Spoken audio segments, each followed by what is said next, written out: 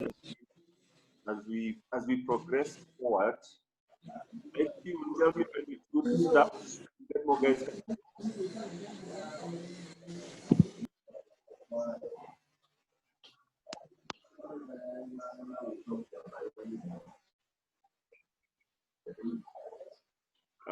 Basic needs is also here. Becky Bariako, can you hear me?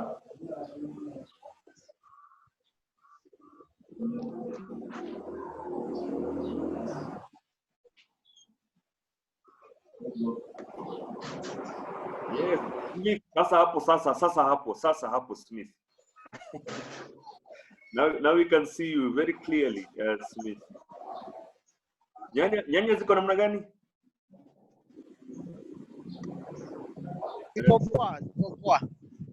Smith here is a world leading tomato farmer.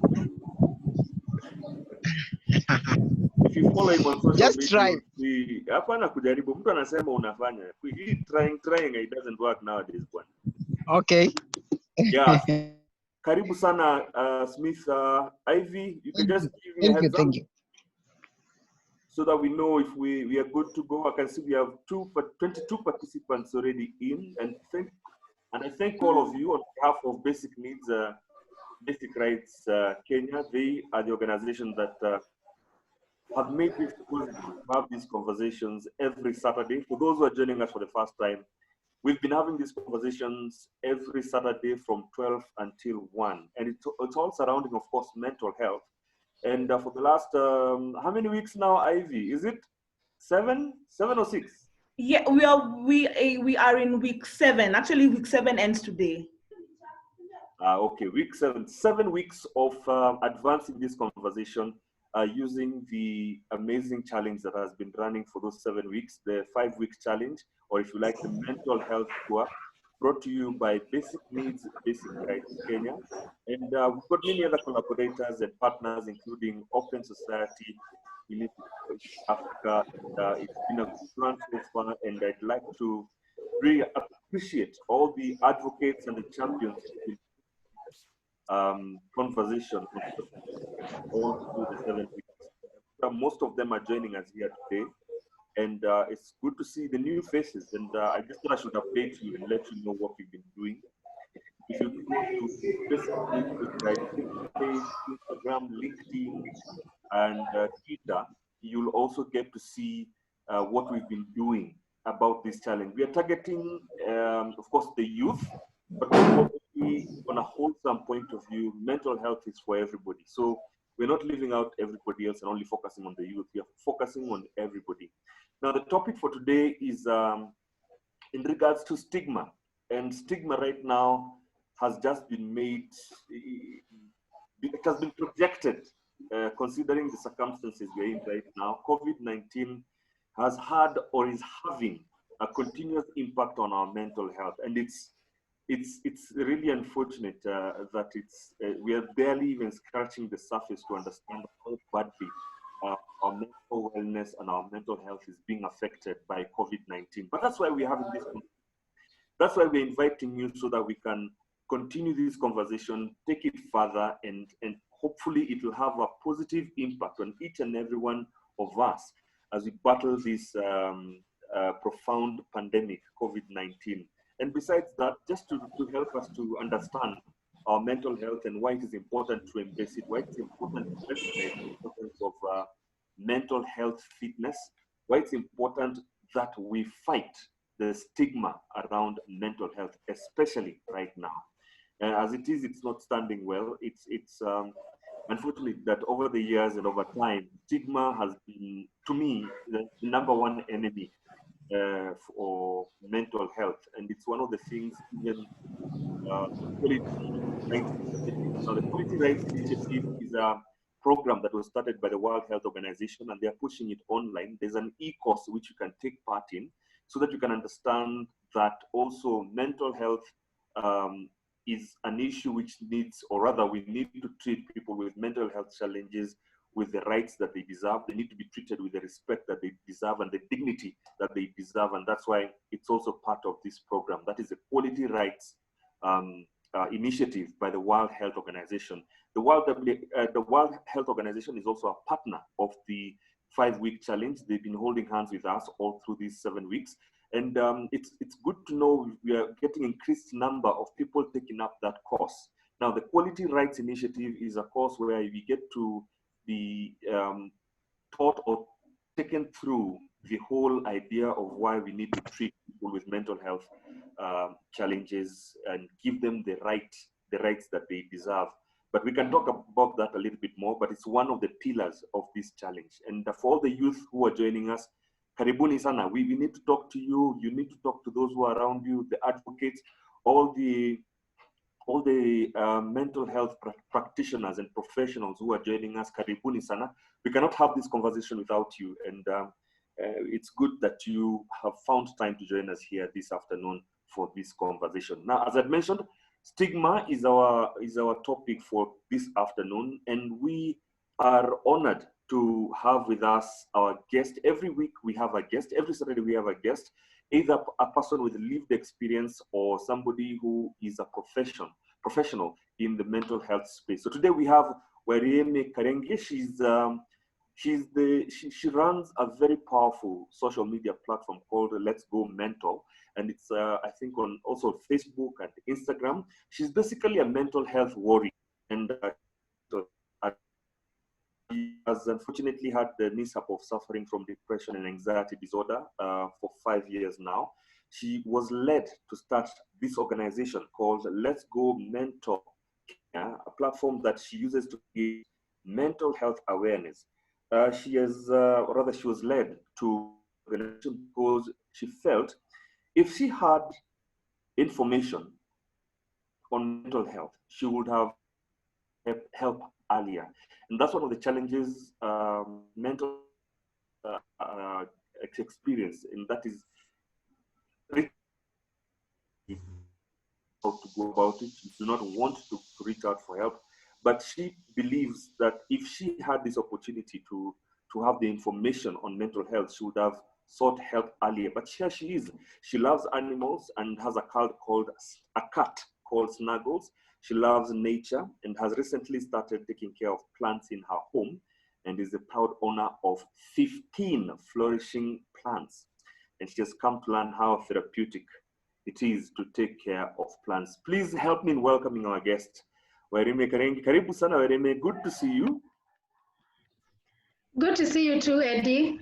I hope that was a deserved introduction. It was more than I expected, but thank you for that. It's always good to see you. You're doing great. You're doing great on social media, and I really believe when one finds out that you wish that you would have known what you know now. But then again, life is like that, and sometimes it's means that we never get to learn these things. Again, lack of information and not being able to know how to deal with issues, especially mental health. But here you are, very strong, very brave, and very confident in helping other people to understand it through your organization, Let's Go Mental Kenya. Just tell us a little bit about Let's Go Mental Kenya and its history and what's happening right now there. Okay. Thanks a lot, Eddy, for the opportunity to speak. As I told you, I'm always very, very open and excited when it comes to talking about mental health issues. So basically, Let's Go Mental Kenya was started in 2018. And it came at a point whereby I'd been diagnosed with depression and anxiety in June of 2015. So I had to leave work in 2016 because I could not manage the pressure. I was in a sales job. So after that, I decided to get into business. So I used to sell intimate wear. And so basically in June of 2018, unfortunately, it closed. That's because of my health. I couldn't be there 24/7. The girls I was hiring were always just, stealing from me, not opening the shops, the issues with all these girls. So after that, June 2018, I went into a very deep depression because I could not believe how I have failed with my job and now I have failed with my business. So I went into a very deep depression, and I remember for a while I used to contemplate suicide. where I was living at that time, I was like on 5th floor and my balcony, and I had a balcony at the back. So I'd always go and just stand there and look, and I'm like, you know what? I can do this. You know, what's the point of living? I don't see what this life is all about. And then just one morning when I woke up, I was like, how about I do this? Before I leave this world, why don't I help 2 or 3, 4 people to know about mental illnesses? I would want to help a few people not to get to where I got in terms of the losses, business loss, work loss, friends, finances, because of course, mental health treatment is very, very expensive. So anyway, that is how the idea of Let's Go Mental was born. One fine morning when I just said, look, let me help 3, 4 people. And now the 3, 4 people have ended up being a very big community. We are growing slowly. I can see the slow progress. As you mentioned, we are on social media, Instagram, Facebook, Twitter, and YouTube. So that is how basically we create awareness. And then also like such talks, for example, being met as a speaker. And most importantly is when people reach out to us, getting people the right treatment based on what they can afford and where they feel is right for them. So basically, in a nutshell, that's what Let's Go Mental is all about. Wow, it's good to hear that it was sparked by the need for you to help other people. And maybe just give us a journey. You've mentioned, or I have mentioned from your profile that you've mentioned it also, you've gone through depression and of course dealing and fighting anxiety disorder. How did it all start, and what happened that you got to that point? Just in detail, yeah. Okay, so basically what happened with me was that the actual incident that led me to hospital was such that it was my sister's wedding. I happened to be her best mate. And at the point where they were exchanging vows, I just started shaking. Like I was shaking like a leaf. I was feeling dizzy. I felt I had shortness of breath. So I remember at that point, I was so confused. I didn't know what was happening. I was trying to look for something to hold on to so that I don't collapse. But by good luck, my parents noticed and they sent one of the other bridesmaids to come and replace me. And my aunt went, she got me water, she got me some glucose. And after the ceremony, basically, I was good to go the whole day. And I didn't understand what it was. So initially, I thought probably it was a hangover, because that week we as a family, you know, the way you're meeting just before meeting, so we had really, really drunk. You'd always have to celebrate before somebody close to you gets married. Yeah, exactly. It was very understandable week before the wedding. Yeah. So in fact, even like that Friday, I think we got home like at 4 in the morning with my brother, you know. So anyway, so I thought it was a hangover and I was like, whatever, let's move on. So Sunday, my mom and I were going to coast. We had a good week and we were coming back on Thursday evening. But then Thursday morning, I started having this extremely severe migraine. And I tried taking Panadol, it wasn't working. I tried water, I tried sleeping, nothing. So basically what we decided to do, because I needed to report to work on Friday, we decided to take a flight, come to Nairobi, and then see the doctor that evening. But then when I got to Nairobi, same thing that happened on that Saturday, I was better. And I was like, okay, what is really going on? So Friday, I was able to report to work well and healthy.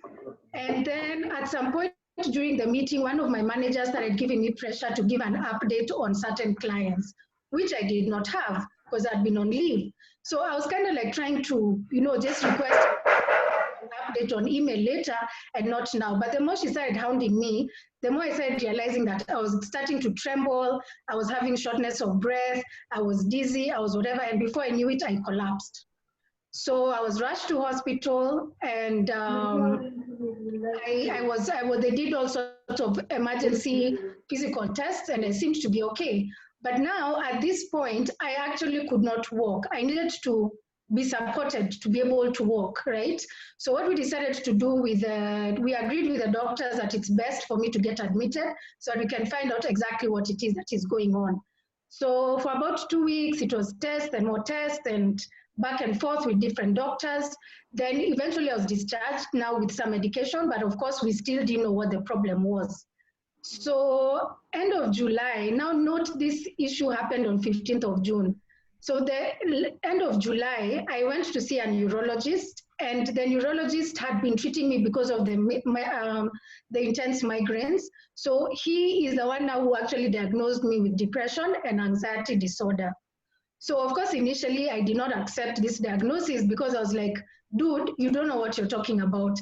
I have numbness on the left side of my body. I'm having heart palpitations. I have migraines. I mean, those are signs of either a stroke or I might have a tumor in my brain or something like that, you know. So what we decided to do is I decided to look for 3 other neurologists, and they all came up with the same diagnosis.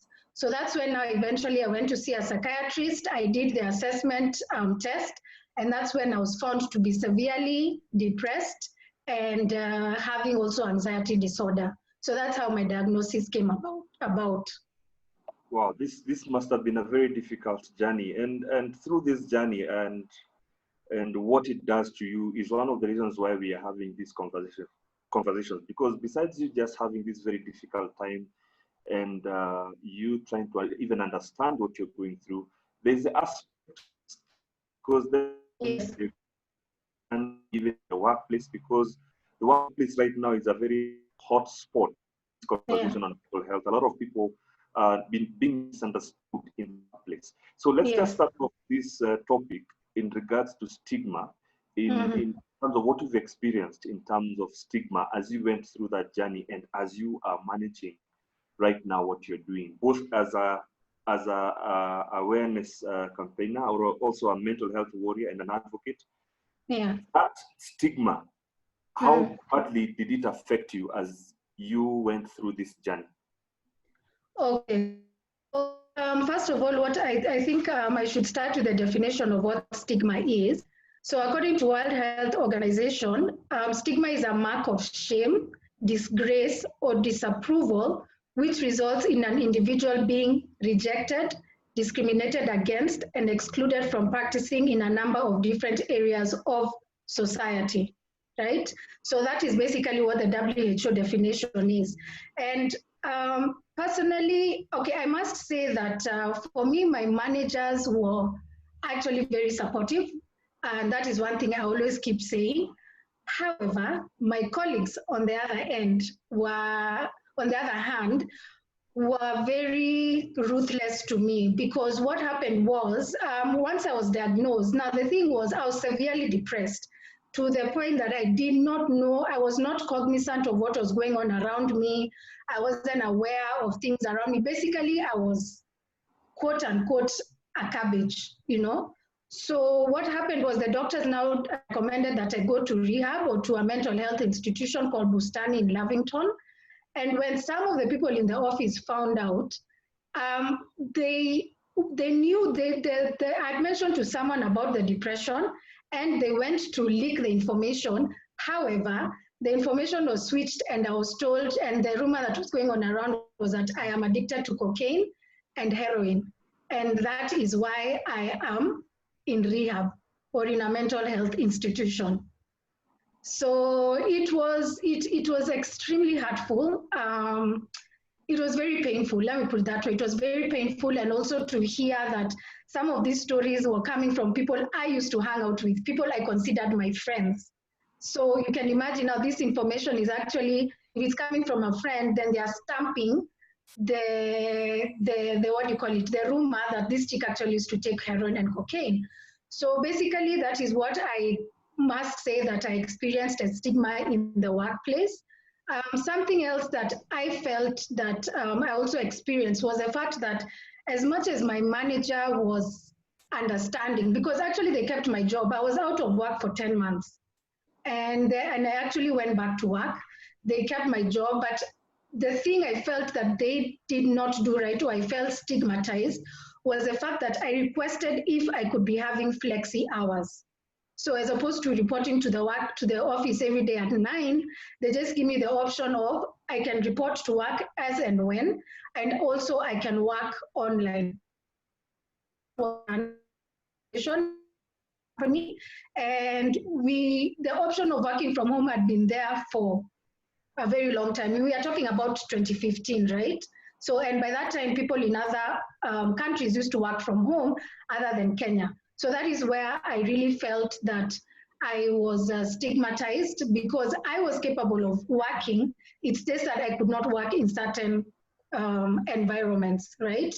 So then, of course, now in my advocacy, what I've come across is that I've found many people have been let go by their employers because they perceive them as lazy, or they're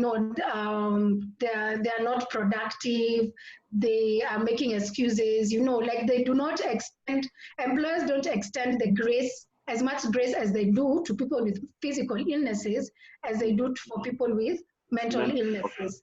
Yeah, so that is what I've come across. There's also a lot of stigma around medication. That is one of the things that I have experienced. And the most interesting thing is that I've actually experienced pill shaming, it's called pill shaming, or stigma against medication, from someone who actually has a mental illness. Wow. Yeah, that really took me aback, That actually gets to complicate even how you can trust people around you, I think. Yes, exactly. As you're seeking for help. And of course, you have to see doctors, you have to see therapists, you have to see counselors. That must have had an impact on you, considering these are the people either you thought they would be in the same space to understand what you're going through, what you kind of, even if it's just somebody else with a mental illness, your hope is that they would help you cope or maybe to understand. But then again, I could be wrong, but it's not there. And I just like to let everybody know right now, everybody. Did I just say everybody?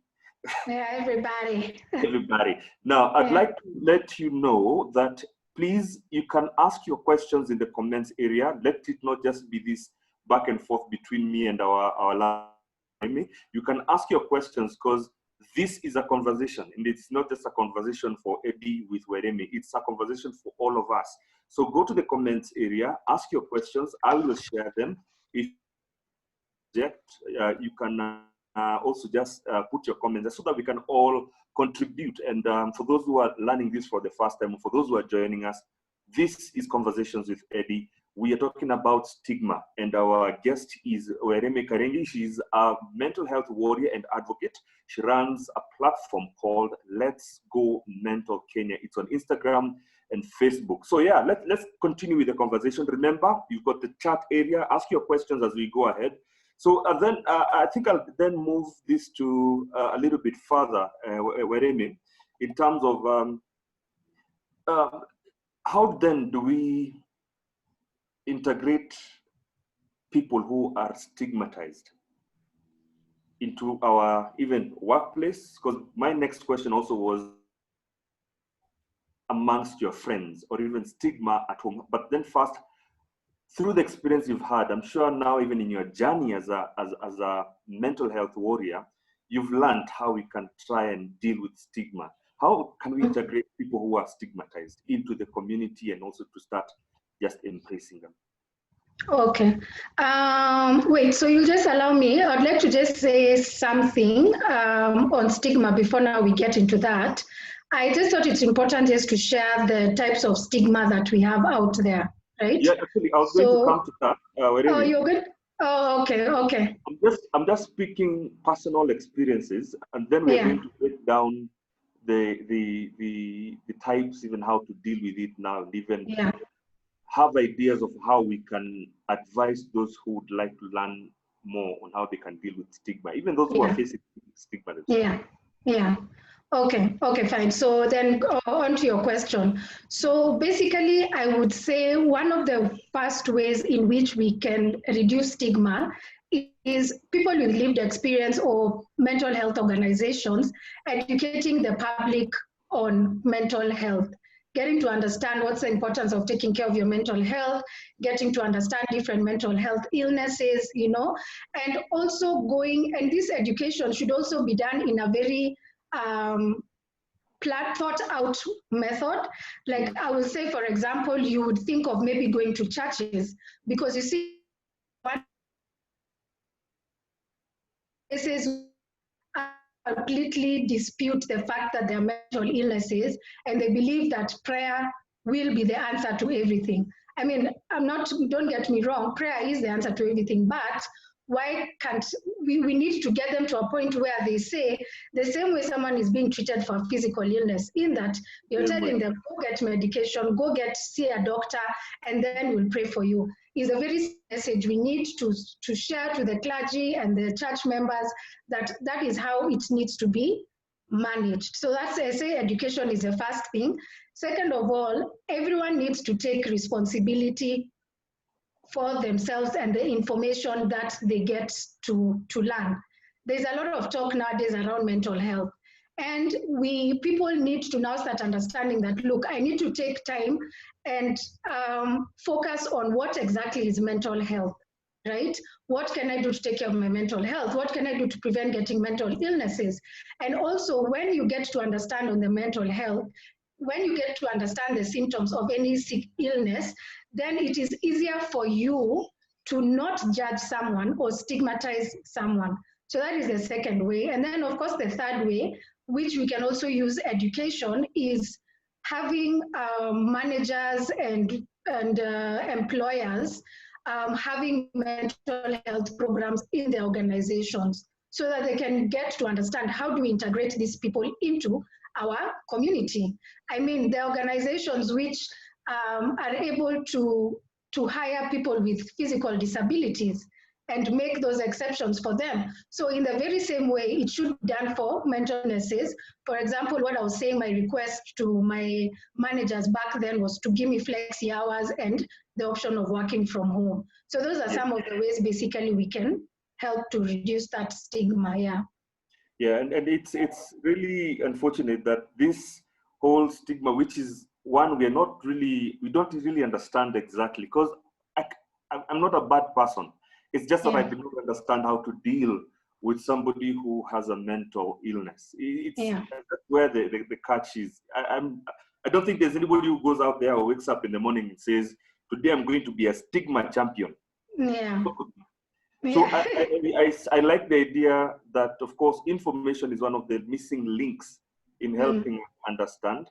And another bit is also just to be compassionate and to embrace other people's challenges and understand, and even just deliberately wanting to know what the problem is. Because immediately you see somebody walking on the streets without clothes, huyo amerogwa, huyo ni mchawi.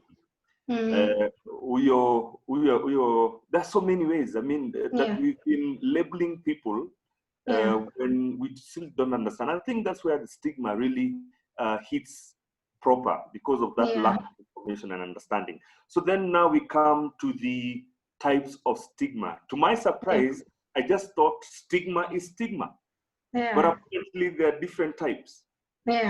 So maybe you could take us through that so that we can just understand that, because then again, it opens up our minds to even know that the stigma we thought we knew is even wider than just. Okay, so basically, from my research, I found that there are 4 different types of stigma.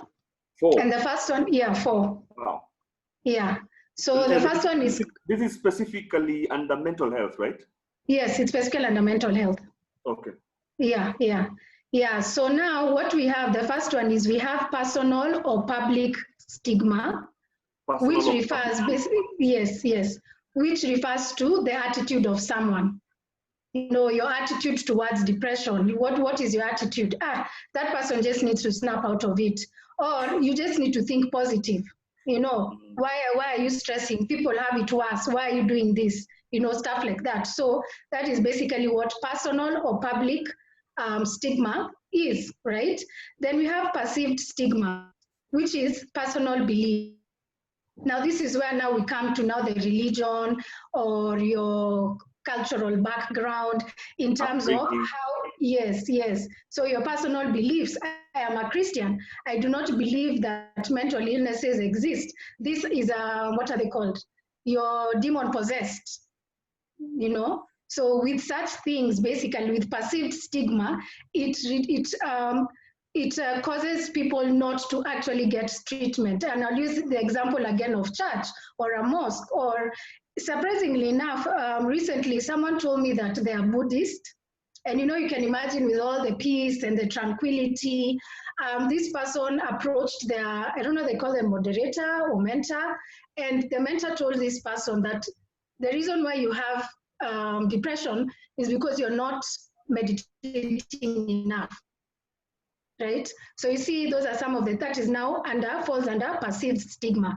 Then we have self-stigma, which is where you as a person are aware of the public stigma, which I mentioned in number 1. So she's being lazy, she can snap out of it, depression does not exist. So what you do, you take these stereotypes and label yourself and tell yourself, I'm lazy, I'm this, I'm that, and all that. So that is self-stigma. And then I think, isn't that the most common one, where we totally judge ourselves, and even at the initial stages of experiencing mental illnesses, and we are prone to always judge ourselves first. Isn't that's the most common, if I may ask? Yes, it is the most common. I could say self-stigma and public stigma are tied together. Yes, of course, but of course now self-stigma, I would say, plays a very big part in stigma, in not reducing stigma, because you see, when you hear 5 out of 10 people talking about a mental illness, you will reach a larger audience than if one person out of 10 is speaking to people. Now, because of this self-stigma, you end up not speaking up. You end up not to encourage people. You end up not speaking up to get help. You put yourself down. You already are struggling with this condition, then you put yourself down. So of course, it definitely makes the stigma worse, right? I'll also give up my example. I know there are times when I am in that depressed state where I cannot leave the bed. There are a couple of times I know I have told myself I'm lazy. I've even told myself I'm pretending. Like, I actually have those conversations of, how can you seriously not be able to get out of bed? Are you really pretending? Are you just lazy? Do you just want the easier way out of life, So that exists, so self-stigma. Then the last one is structural stigma. So this is policies and cultural norms in private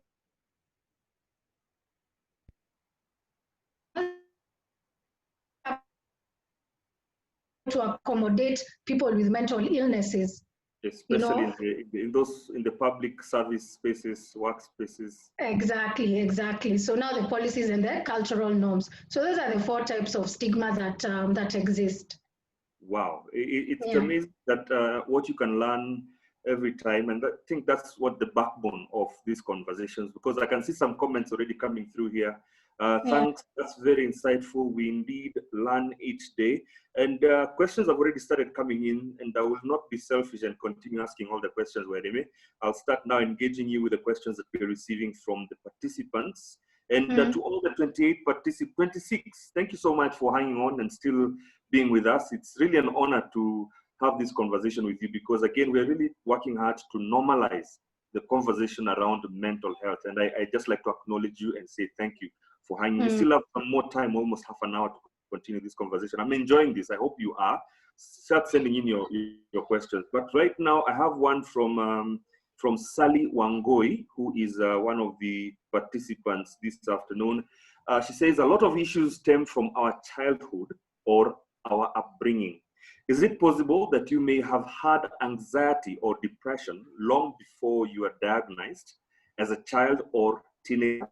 Did you experience any childhood traumas? Sally is actually talking like a therapist. I don't know if she's a therapist, psychologist. Sally, we will find out in a short while. We will find out from you in a short while. But that's the question to you, Wariimi.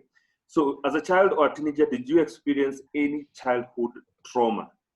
I think what Sally is trying to do is to connect now and something might have happened a while back. Yeah. Okay, so thanks a lot, Sally, for that question. However, for me, every time I speak somewhere and this question comes up of what caused you to get depression, I prefer not talking about it because I feel there are people that I need to protect. So I have been able to identify what caused me to get the depression and the anxiety, but I prefer not sharing that because that's my own personal story and my own personal journey. So yeah. Okay, Sally, there you have it. Lydia, thank you for the questions. They're streaming in slowly. Lydia Wamboy Minor, I think this is a statement. If mental illness is understood as one like any other, then stigma would be reduced greatly and empathy would be higher. That's very true, Lydia. And of course, it's in connection with physical illness. You know, the same way, or rather, if we respond to mental illness the same way we respond to physical illness, that will have an impact in how we understand mental illness. And I think, Wariimi, you touched a lot on that. When I have a headache, I comfortably go to the kiosk and I get a headache. If I have a tablet in the kitchen drawer and I have a tablet headaches, or if I have somebody with me and I say, naumwa na kichwa, that is so easy. It's very effortless. But then again, when it comes to when you have mental illness, why is it so hard to reach out? And again, it's about the stigma, thinking how are you going to be judged? If, especially for men, a man is feeling like he has a mental health challenge, but he will not tell his boys because he thinks the boys will judge him. The boys will see him as a weakling in that squad. That's how bad it is. But then again, yes, if we change our mindset and deal with mental illness the same way we deal with physical illness, the stigma can substantially be reduced. From Ruth Mwangi, how is your experience with a counselor? Did counseling significantly assist in your experience? That's from Ruth Mwangi. Okay, thanks, Ruth, for that. One of the things that I preach 24/7 is the importance of going for therapy. Therapy is very, very important when it comes to your treatment. When you have medication, is very important, or it's very important to combine the two, to take your medication and also go for therapy sessions. So what happened for me initially when I was diagnosed, I had to go through very rigorous therapy and rehabilitation. So I used to go for therapy every single day, but that's because when I was an inpatient. Then as I continued, I started doing like once a week, and then it moved to twice a week, once in 2 weeks. So nowadays, since I've had this condition for 5 years, I am able to get, I think it's been 4 months, and the way I'm feeling, I feel like there might be a relapse coming on. So I actually do need to go and see my therapist. So yes, counseling has significantly helped my journey with the depression and the treatment. And also, if you're someone who does not have a mental illness, it is also recommended that you go for therapy at least twice a year, just to debrief with a neutral person, to debrief with someone who does not have any preconceived notions about you, or someone who's going to be giving you advice. So therapy is very, very important for your mental health. And then I'd also like to add that I've heard people saying that therapy does not work. First of all, people need to know that therapy, you need to be consistent. It is a process because you're trying to, change your thought process, change how change your negative thinking, change how you view yourself. So some of these things do not take a two-hour session, then you'll be fine. So you have to take a while for therapy. Number two, you also have to have chemistry with your therapist. I changed my therapist 4 times until I found a therapist who I gelled with and who I click with, and I've been with her for the past 3 years now. Yeah. Wow, and I'd like to reiterate what you've just said. I mean, therapy, when people hear therapy, they already start getting cold feet or shooing it away. And one of the saddest thing, and I keep on also sharing this, and I'm very passionate about also mental health amongst men. And it's unfortunate that you have a situation where a man would actually, this is from a report, that man would be comfortable going for a, what do you call it, prostate test than going to see a therapist. That's how bad it is, because there's this notion that when you tell your boys, I need to see a therapist, that you'll be looked at, umama. It's unfortunate. Some of these words we use and throw around, they're very powerful, and people don't realize how they affect our psyche, especially when in a situation where you need help. And that's a man trying to reach out for help. But it's changing. I can tell you for a fact it's changing. Men are now embracing the whole concept of reaching out for help and trying to ignore this whole aspect of, I look like a weakling if I reach out for help. Therapy is something, it's like going to see a coach. Yeah, exactly. It's like going to have a conversation with your friend.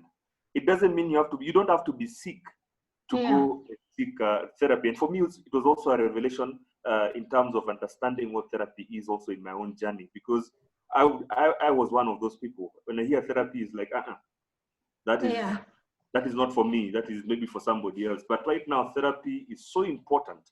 Yeah. It can make a very big difference even if you're not going through any mental illness in your life. So thank you so much. Eddy, yes.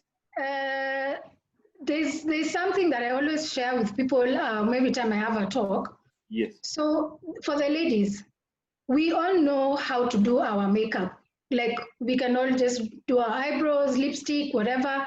But when we are going for a wedding, we will always look for a professional makeup artist to do your makeup for you, right? True. Very true. Same thing with men.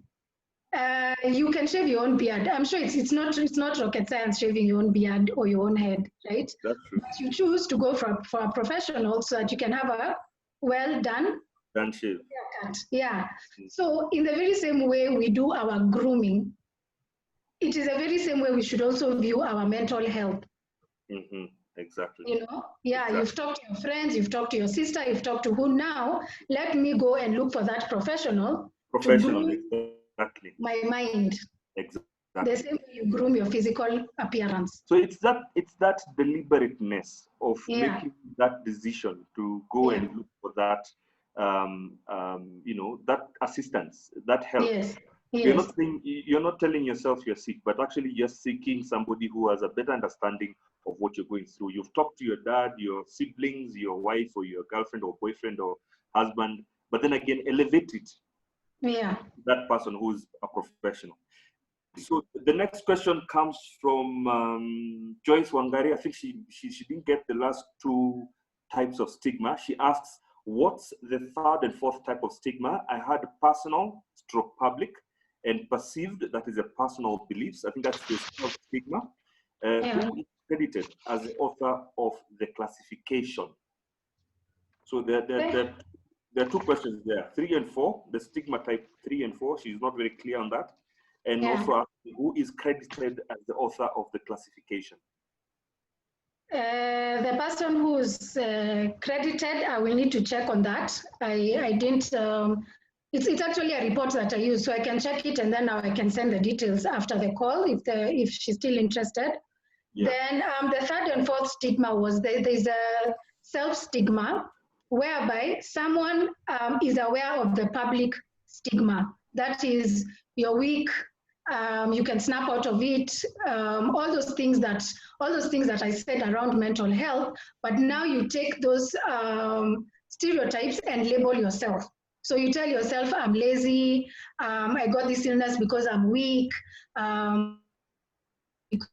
I was, and it is my fault, or even say maybe you were sexually abused and you have a mental illness, and then that stigma placed on yourself is maybe it's because I was wearing a tight skirt, you know.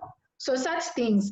Then the fourth one is structural stigma, where the policies and cultural norms in an organization do not do not extend grace, if I can put it that way, to people with mental illnesses. So they don't, it does not accommodate people with mental illnesses. So that is the fourth one. Okay, fantastic. Yeah. Thank you so much for clarifying that. And this question was from Joyce Wangari. Joyce, maybe you could just send a quick private message to Wariimi on chat so that she can either email you the name of the person who classified that report. Next one is from Smith Mutuku. This is a man who's very passionate about mental health. He likes sitting under a tree whenever we have a conversation. I think he still is under a tree somewhere. And he's also a very good tomato farmer. So if you're looking for tomatoes, I don't know if they're ready. Smith, you will tell us. Smith is asking, I've been working on a project of mental health and realized I need to visit a therapist. But now I wondered where to get the therapist. Are there, I like this word, are there outspoken therapists whom you can identify? I don't know why he used the word outspoken. I don't think I've ever seen an outspoken therapist. You know, normally Therapist, they're cool, by the way. Collected. Yeah, it's true, by the way. But Mutuku is looking for an outspoken therapist. So if you're one here in this conversation, you could reach out to Mutuku. But again, this is a question to Wariimi. Where do you get a therapist? Okay, so once you've identified that you have an issue and you want to see a therapist, there are two ways of going about it. Number one, if you have an insurance cover, you can always ask your insurance company to give you a list of doctors on their panel, and then you can pick from there, right? So that's the first way. The second way is, I will speak as Let's Go Mental. Okay, first of all, there are a lot of resources online, but as Let's Go Mental, I actually have a database on my Instagram page where there are different therapists based on location and pricing, and some of the organizations that provide free therapy. So I have all that in place. So I would say, if say maybe you don't, someone doesn't have access to, for example, Let's Go Mental database, you can always just ask around. I know it's a very difficult thing to ask about therapists, but you can always just ask people around your networks for a contact of a therapist. And one point that comes out very clear, Wariimi, is that you can't just get one therapist and be settled with one. It's almost like, forgive me for putting it this way, but it's almost like getting into a relationship. Yeah. Am I right? Because yes, you're right. Will not be the same. Will not maybe respond to one therapist the way you respond to that particular therapist. So I think it's a very important time to also explain to people. I mean, I think this can be done in many channels. That it's like looking for a house. Until you find a house that fits you, that you feel, oh yeah, the balcony is facing the right side, it has it's the right amount of rent that I can afford. Getting a therapist is a process and it's a journey. So don't give up the moment you get one and you feel like you're not getting the support you get. You might go through several. Wariimi said she went through how many? 3? Yeah, 4. 4 before you settled with the one you are with for the last, who's now like with you for 3 the last years. Wow, it's amazing, and it's such conversations that we sort of get enlightened as we go to understand this. But yes, it's a challenge. We do not know where to go for therapy. Like right now, if you ask anybody in the street, where can I find a therapist to do this? The information is not easily reachable, but I hope we can find platforms that will make it easy for people to identify therapists, and the right therapist for that matter. Yes. Next is from Andiva Elvis. This is a comment. Yes, therapy is a must for men. I endorse the recommendation. Asante sana, Andiva Elvis. This is from Lydia Wamboi Maina. She says, yes, self-acceptance will always lead you to the right professional. What do you think about that? Self-acceptance will always lead you to the right professional. And Ruth Mwangi says, or rather asks, if you can share, how much did rehabilitation cost and therapy fees? This is from Ruth Mwangi. I don't know if he's asking specifically for you. There's somebody who anataka kufunguliwa gate. Simufungue gate, mwenye anapigiwa honi bwana. It's actually me. It's me. It's you. Yeah, my neighbor at the back. Okay, so you okay? You can still continue? Yes. Okay, so my sound is okay. Yeah, good. Okay. So, so there was that self-acceptance will always lead you to the right professional. If you can share, how much did rehabilitation costs and therapy fees? Is that something you can answer? Wow. So for me, for the initial rehabilitation, remembering that I was admitted to the rehab center for 2 months, it came to about 1.34 thereabout. Wow. Yeah, because you see, I'm putting like the 2 weeks I was at Nairobi Hospital, and then the 2 months that I was at Bustani. Then, of course, there's medication, there's the therapy. It's expensive. Yeah. I'm seeing organizations that are opening up. So, and it's good to hear that we can hear somebody who's had the experience to tell us the figures, and it's not cheap, right? Yeah, it's not cheap. It's not cheap at all. I actually had a relapse last year, July, and I was admitted for a week, and it came to a lot. It came to 270,000 just for a week of admission. Wow. Yeah, and then now, of course, you have to keep going for the therapy session. So my therapist charges 3,500 per session. And I think I need to point out something. So for my doctor, she's a therapist and a psychiatrist, right? So a psychiatrist is a medical doctor. They are the ones who are supposed to prescribe medication. However, a psychologist is the one who offers therapy, and they're not supposed to prescribe medication. So for me, I was lucky to find this doctor, because you'll find some other people will have to pay maybe 3,000 to see the psychiatrist, and then another 3,500 to see a psychologist. So you can imagine, for 1 week treatment, that is 6,500. You haven't factored in your medication. Yeah, that's why I am appreciative of the report by the Mental Health Task Force, because it touches on accessibility to mental health services and making it affordable for the common mwananchi. And if you've not gotten a chance to go through that report, please look for that report.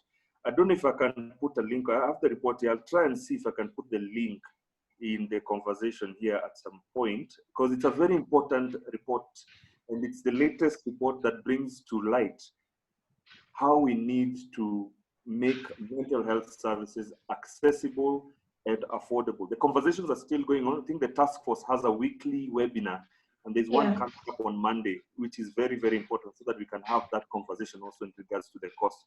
You had not a joke, but at least we are moving. We are moving in the conversation of making mental health services accessible and affordable. Okay, quite admire, guys. Wow, thank you so much for the feedback you're sending in.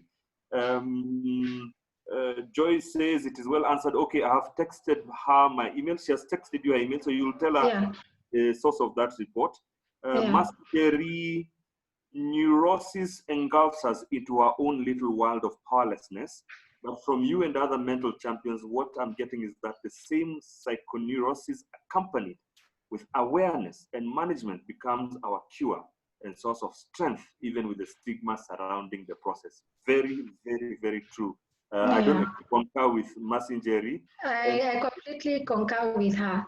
Yeah, and I guess it also helps us to deal with the stigma. Once you have that awareness and and also being accompanied with awareness and management becomes your way of dealing and fighting stigma. Okay, Bernard Ngeno, I also want to ask this question. I have seen you a number of times sharing your stories on how you overcame the mental challenges you are going through. Does it affect you in any way? Sharing it every now and then. Very important question. And I think it's all about, I think he's coming from a point of, do you get burnt out, or does it affect you? I will answer, sorry, I'll answer first. It empowers me.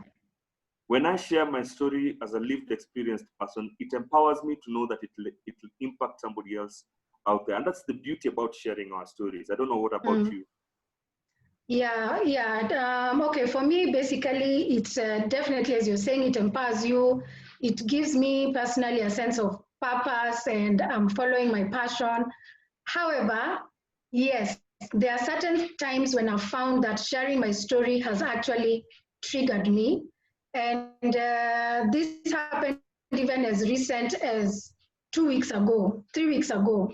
I did 2 different talks, and I had to share my story. One was on a Tuesday, the other one was on a Friday. So I found that on Saturday, I started having flashbacks of the dark period that I'd gone through. So the period from when I was diagnosed 2015 to about February 2016, because that was the time when I was deepest into the depression. So it definitely does affect me sometimes and takes me into that dark space.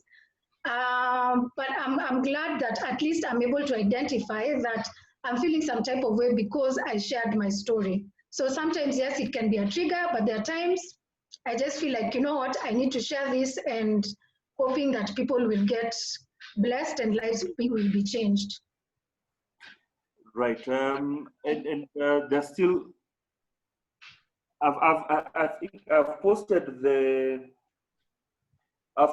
the task force report. It's a Word document. It's loading. So in case anybody would like to have a look at it, it's there in the comments area. Time is running out, 2 minutes to go, and I can see we've got more questions coming through. Let's see, Bernard Miano, you've already answered that, and yeah, I think we are good to go. No other question is coming through, but more importantly, I've put the report on the task force just in case for those who've never seen it. So I'd like to thank you so much, Wariimi, for finding this time. As always, I wish we had more time because we cannot exhaust with 1 hour the conversation, especially on stigma in mental health that fast. But we try and maximize on the time we have. But we appreciate every guest we've had has left us with nice takeaways, and I'm sure each and every person has a takeaway for him or herself. I can see Wamboi Maina, sharing is a very powerful aspect of fighting stigma. And yes, I agree with you totally. Also, Lydia Wamboi, let me see if it's also important to focus on, also from Lydia. Lydia, and you contribute the #1 upper. It is also important to focus on the triggers of your relapse. That is, I think that's to you, Wariimi. Sally Wangoi, does anxiety manifest differently to affected persons? Besides the physical signs that you had shared earlier, are there any other signs you are aware of that can enlighten people? That is, anxiety manifesting differently to affected persons. That will be the last question for this afternoon. Okay. Yeah, so definitely anxiety. Okay, because you see, like now there are very many signs and symptoms of anxiety disorder or having an anxiety attack. So we have the feelings of like uncomfortable in the gut, you have dizzy spells, you have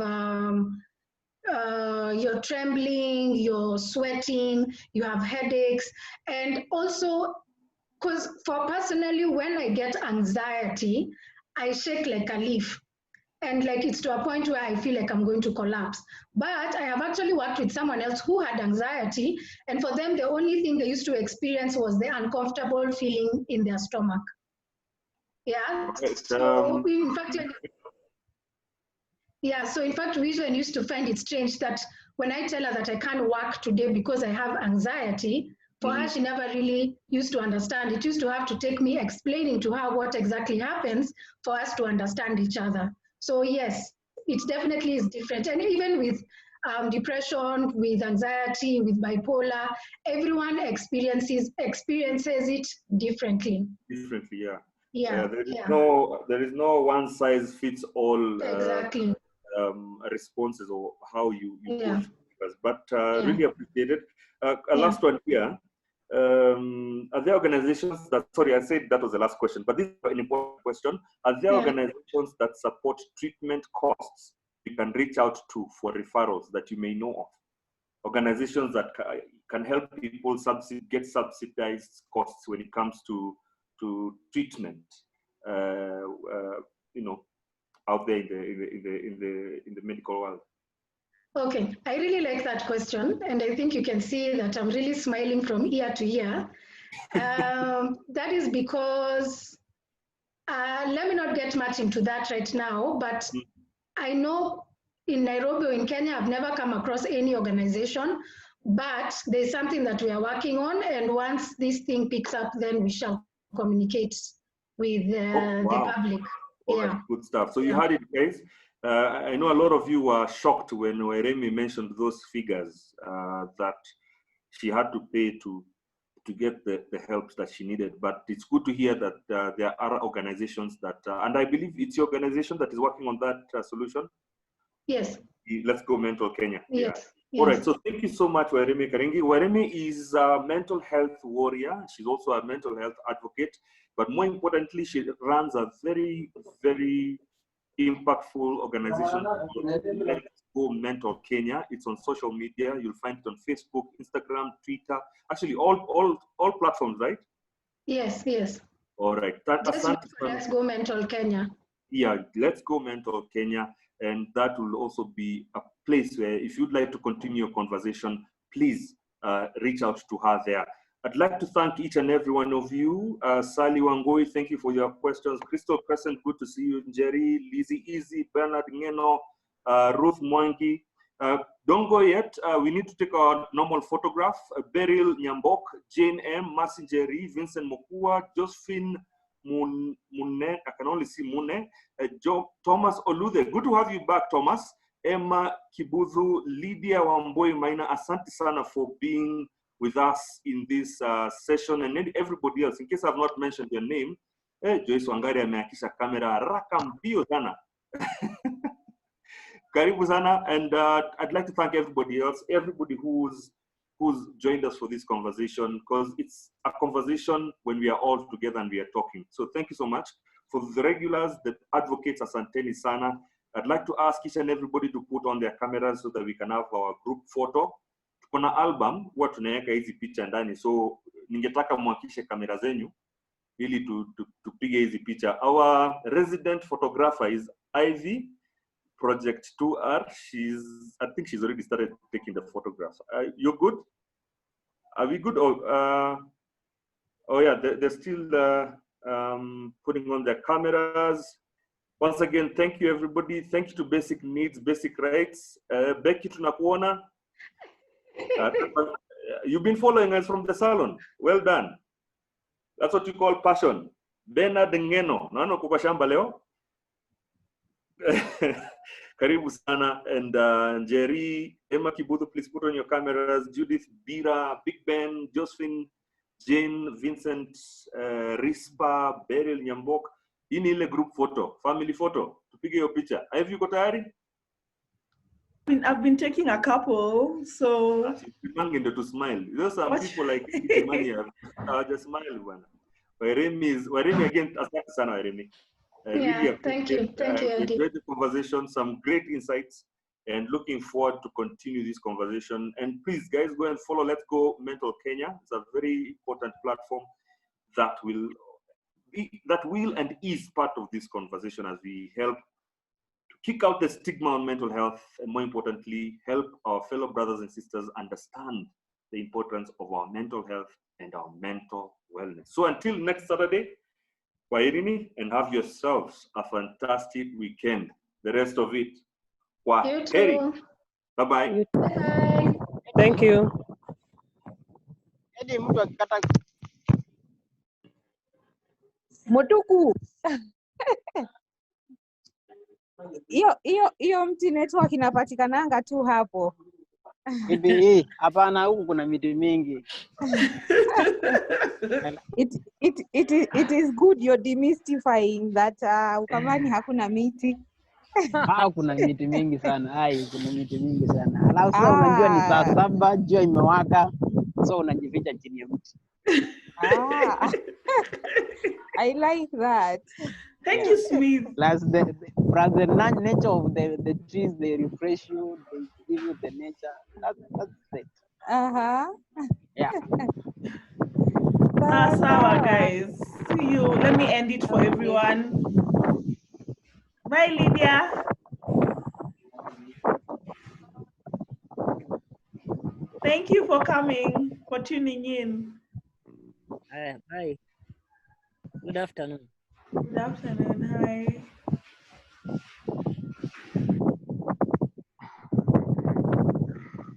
Oh. Hivi. Yes. Mwenye anaongea ni mwenye tulikuwa tunampanga naye kuongea naye. Bernard Ngeno. Yes. Yeah, that's Bernard Ngeno. Okay, sema. Ni ile siku alichelewa. Okay, sasa ndio tatizo tukabaki kwa live ya wenyewe itajifunga at 1:30. Shamba bado. Unaona bado niko kwa shamba. Naona hata wewe uko bado kwa shamba. So muli discuss. We discussed it. Yes. Take it. Yes. Abu ongea naye. Nitoa watu wengine. Okay, so let me. Bye, guys. Bye.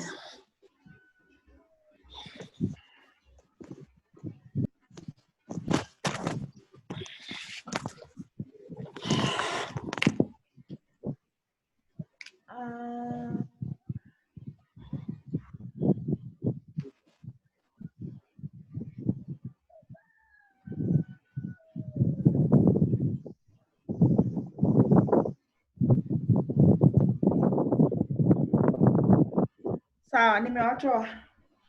Oh yeah. Okay. Thank you. We are very sorry for intruding into your program. No problem. Okay. I think Bwana Smith was explaining what we want. Just a sec.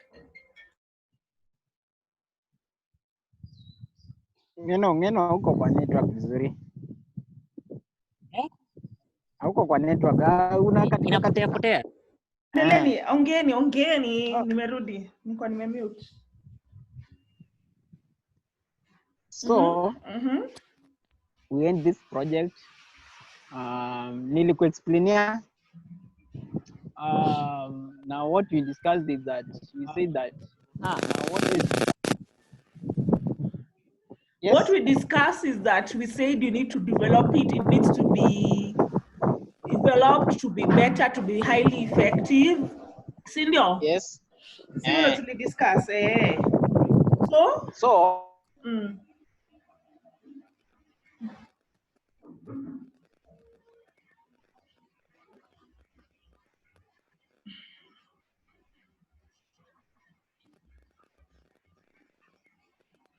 So, sisiki anything?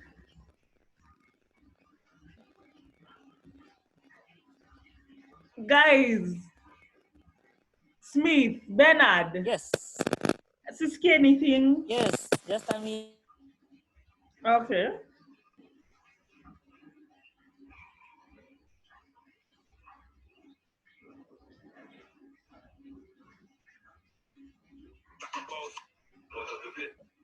Yes.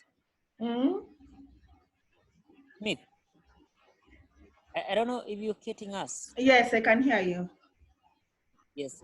So it was all about that project, the one that had been explained by Smith, and he explained to me everything that you discussed, and you were saying that maybe take another step ahead. We have been discussing on the same, and we were thinking if in relation to what we were doing in hackathon. I don't know if you remember. About of hackathon, yeah. Yeah. So we were thinking of developing something of such sort. That's an application that can really give some information, let's say on some mental challenges or issues. Yes. So for instance, you have an application that can be shared, and in such a way that it will ask you a question like, how are you feeling? What kind of feeling are you experiencing? Maybe if someone says, you say,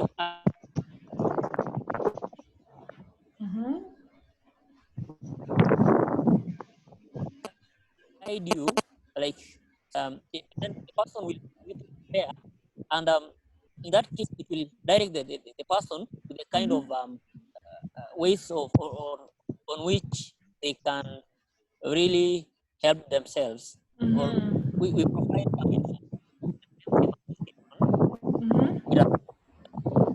helping.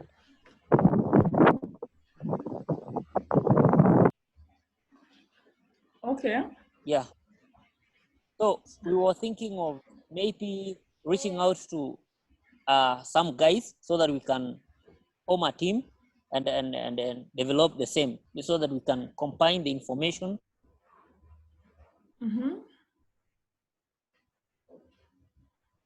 Put it together and yeah. Okay. So yeah, I think that's all. Sawa. So what And then can we have started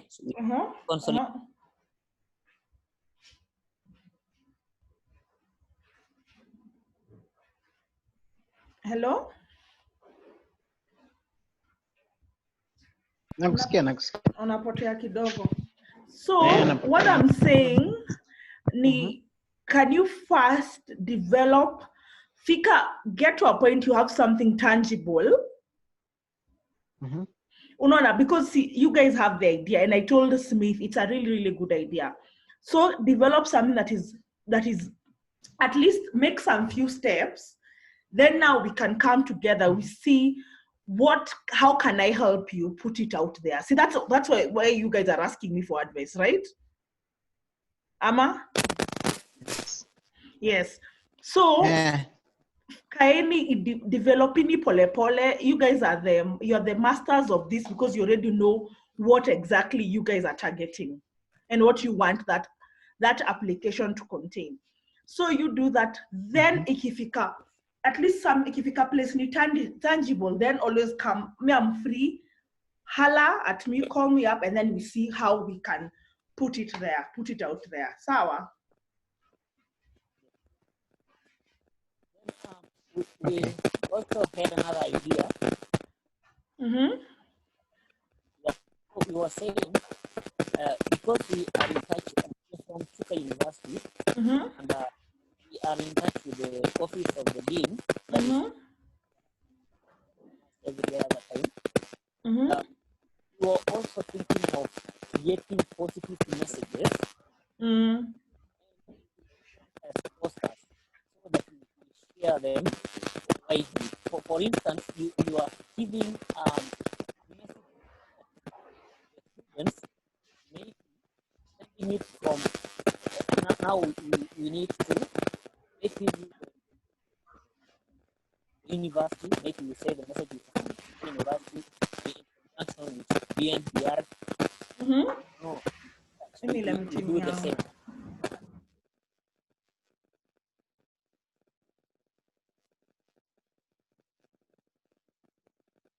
Sorry, I missed something.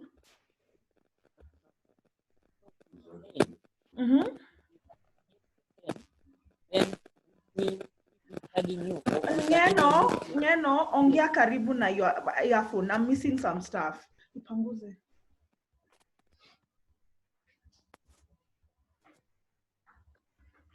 I don't know if you can hear me now. Yes, now I can hear you. Yeah.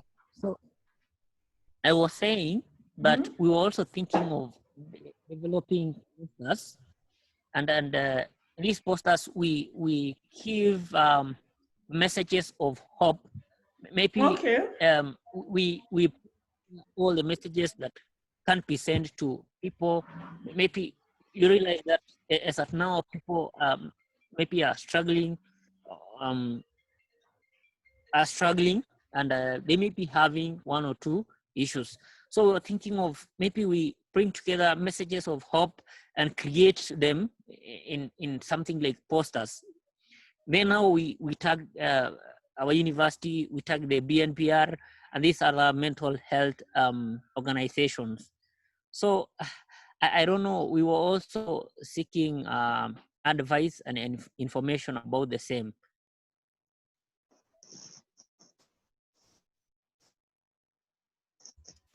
So what does that mean for you? Do you have a social media page for this application you're creating? Do you guys have designers who are going to create these posters? Because I am only coming to assist you in terms of creativity. But if you're to tell me to do the work that I'm doing, BNBR is paying me. So, and you guys are university students, I would not want to start telling you, pay me for me to create for you a social media strategy. I mean, that it's going to be unfair to you. But do you have someone who can do all this stuff for you guys? Kuna mtu anaweza wa design ya posters, kuna mtu anaweza wa create ya page, kuna mtu anaweza kuwa na postia. Yeah, so when we started, because we are a group of students, so you see, what we really need from you is moral support and maybe, yeah.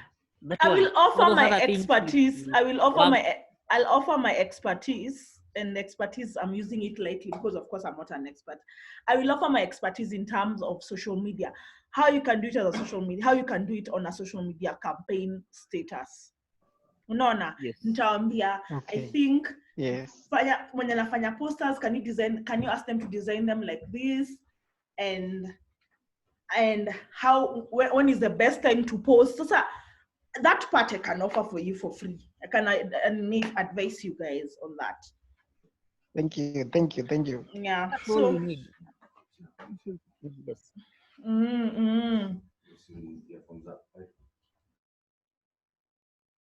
Yes.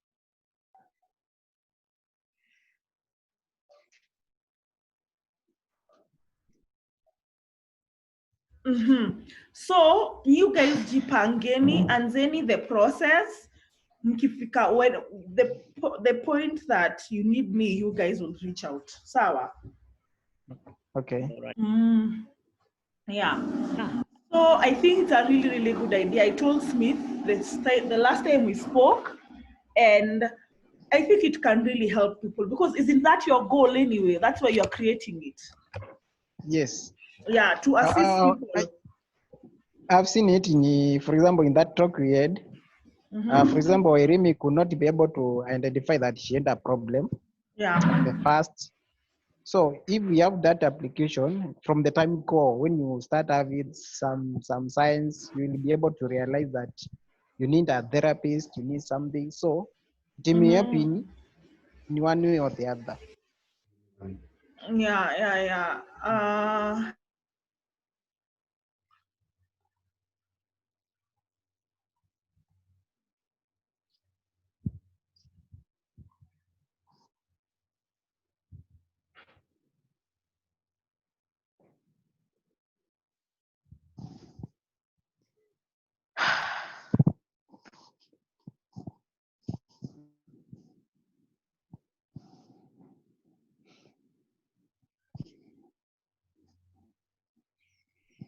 Smith, Yes.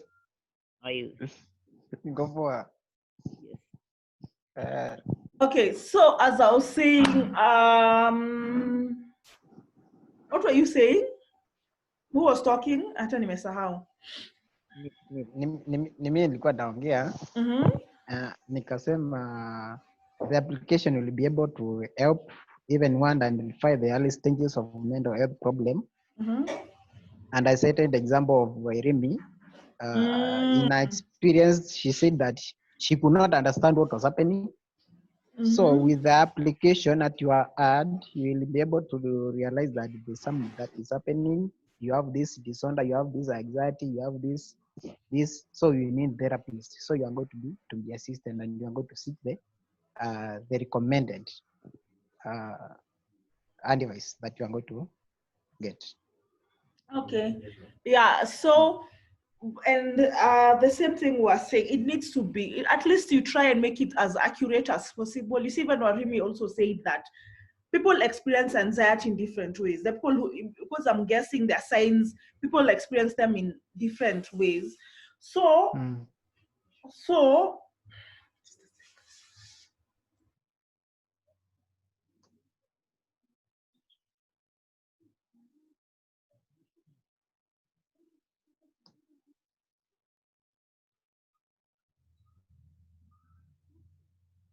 Okay.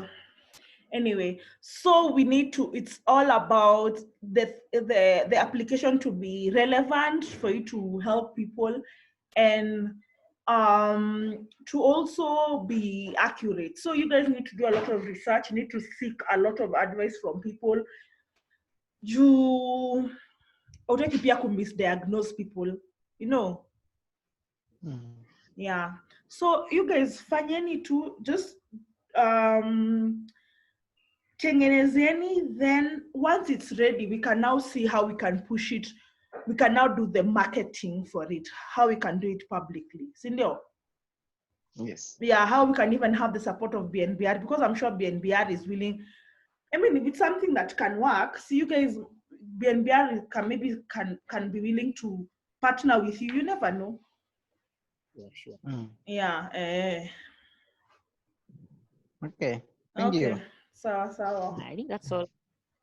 Yeah, because it's gonna itajizima 1:30. Thank you. Sawa, haina shida. The Zoom. It's all right. Let us send it, yeah? Okay, sawa. See you Yes. guys maybe on Tuesday for the quiz. Sawa. Na zawadi yangu mimi sijapata. Hiyo ongea na Rebecca. Hiyo sasa si mimi. Sawa. Wewe Nitamuandama. Smith huku ushinda. Smith ulikuwa number 2. Oh yeah, I remember. Okay, sawa basi. Kwa heri. Bye.